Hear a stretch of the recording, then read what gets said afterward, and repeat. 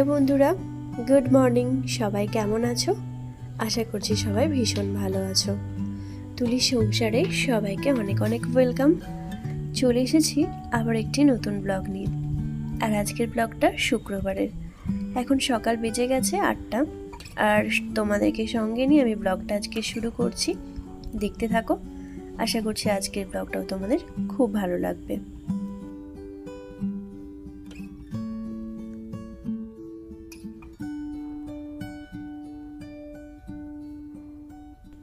তো প্রথমেই বললাম যে এখন বেজে গেছে ঘড়িতে 8টা।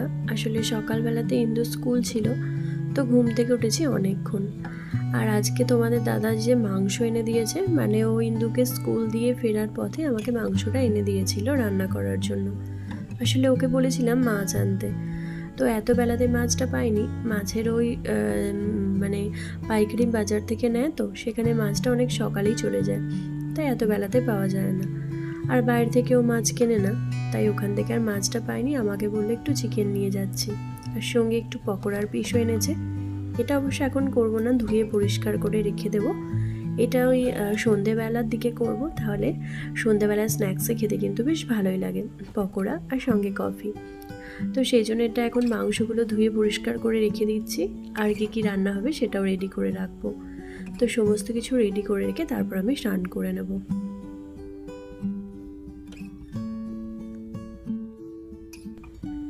আর এদিকে এই যে আমার ভাই দুধ এনে দিয়েছে, মানে ও বাড়ি গিয়েছিল, আর সেখান থেকে মা দুধটা পাঠিয়ে দিয়েছে।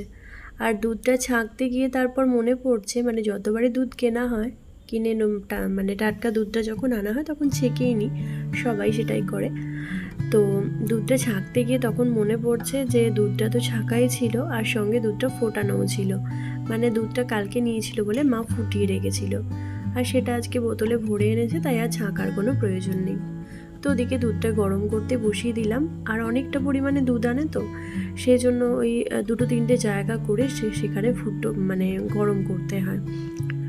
আর এদিকে এই যে আমি এখন রান্না বসিয়ে দিচ্ছি, ওইদিকে দুধটা বসিয়ে দিয়েছি, আর এখানেও গ্যাসের একপাশে দুধটা একটু বসিয়ে রেখেছিলাম।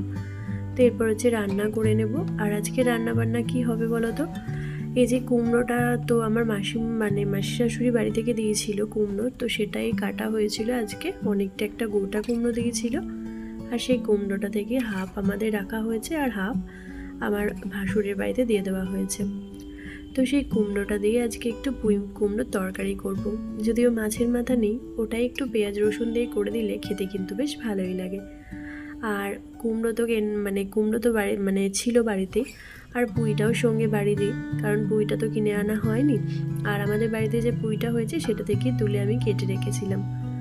আর কিছুটা পুঁই শাক কিন্তু মাসিমণিও দিয়েছিল, সেটা অবশ্য আমাদের রাখা হয়নি, ওটা ছোটদাকেই দিয়ে দিয়েছিলাম, কারণ আমাদের যেহেতু পুঁই শাক আছে বাড়িতে, তাই আমাদের আর কেনা হয়নি।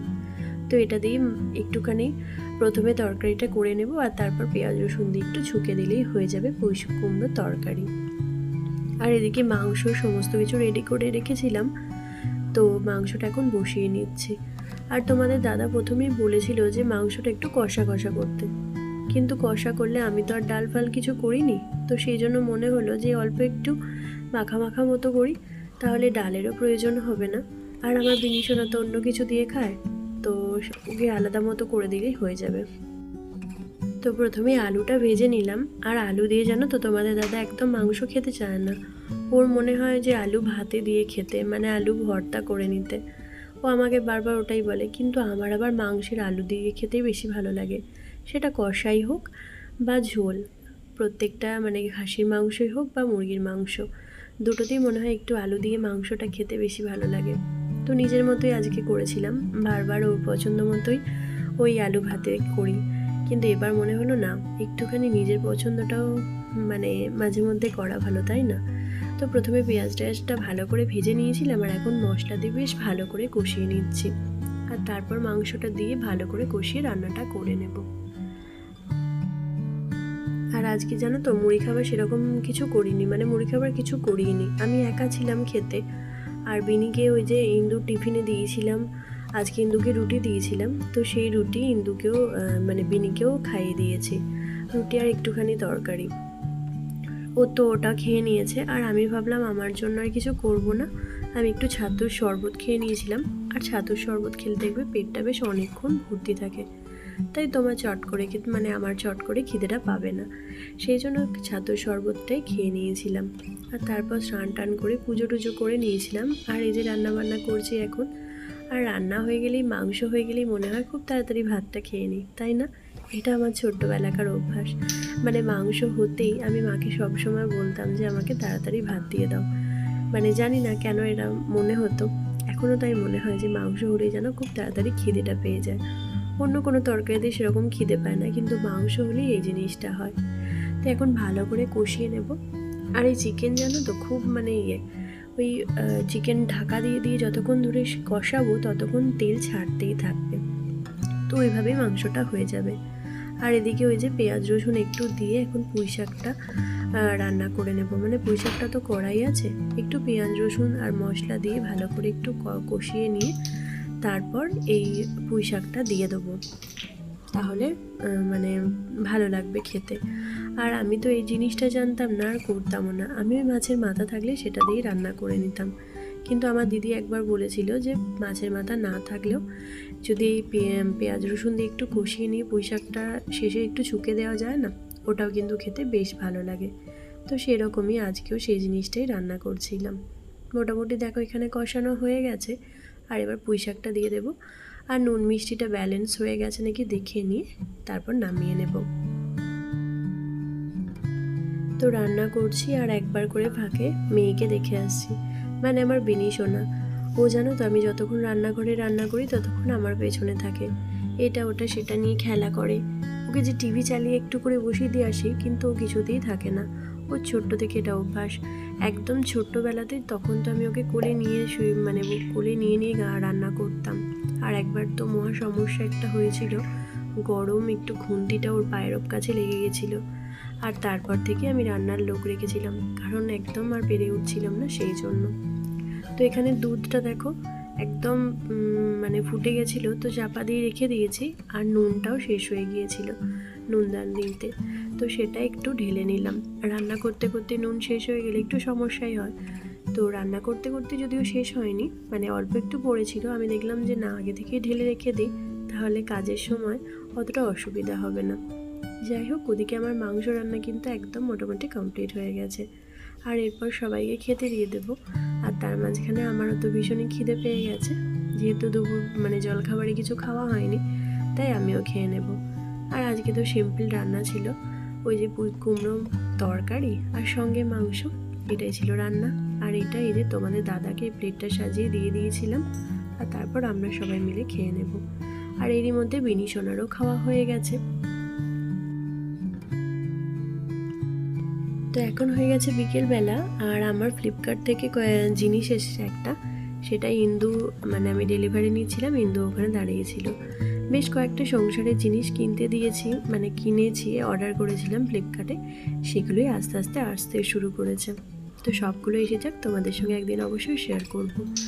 আর এখন বেরিয়েছি একটু বাজারে বলতে ইন্দুকে পড়তে দিতে গিয়েছিলাম আমি, আর ফেরার পথে তোমাদের দাদার সঙ্গে আমি গিয়েছিলাম একটু বাজারে।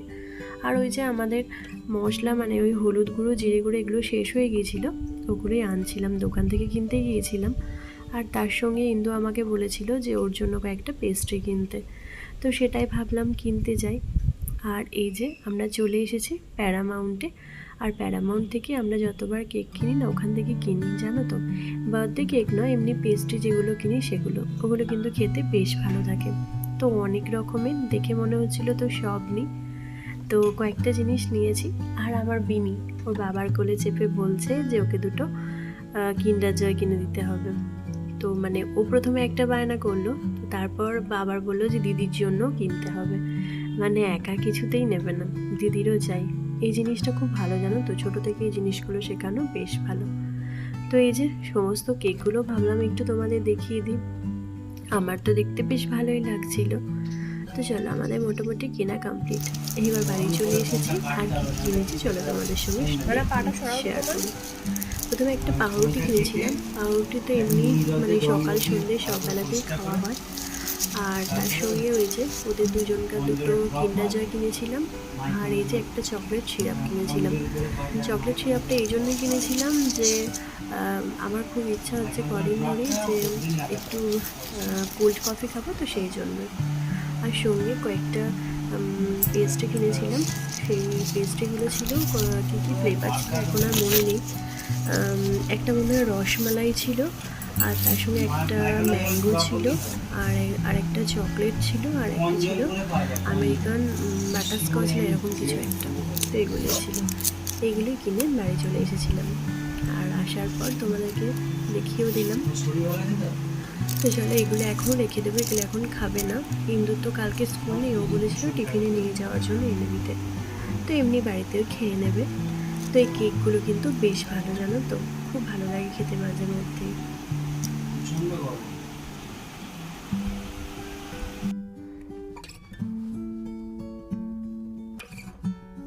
তো বাড়ি আসার পরেই তোমাদের দাদা আমাকে অর্ডার করলো যে একটু চা করতে, মানে বাড়িতে এলে ওর একটু চা খেতে হয়, চা না খেলে ওর মাথা ধরে যায়। তো এরপর এই যে আমার আর ওর জন্য একটু চা করে নিলাম, আর এরপর হচ্ছে রাতে রান্না বান্না করব। আজকে তো কিছু রান্না করে যাইনি, তো এরপর রাতে রান্না বান্না করব। আর আজকের মতো ব্লগটা এতটুকুই। কেমন লাগলো অবশ্যই জানিও, ভালো লাগলে একটা কমেন্ট করো, আর চ্যানেলটা সাবস্ক্রাইব করা অনুরোধ রইল। তো আজকের মতো টাটা, সবাই সুস্থ থেকো, ভালো থেকো, দেখা হবে আবার নতুন ব্লগে।